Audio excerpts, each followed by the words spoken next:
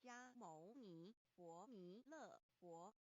如何与老母娘同在一任理时修一理，不依人修道，任指真一人一出错，一理是良心，二行功了愿，天不能言，地不能语，人能弘道，非道弘人。结论而的敦厚善良造就母的完美圆满，儿的光明坦荡照耀母的灵明清虚，儿的柔和宁静凝聚母的慈悲感应，儿的知足感恩建立母的欢乐喜乐，儿的无私无我辉映母的无边无量，儿的屹立不摇弃入母的永垂不朽本尊与分身关系。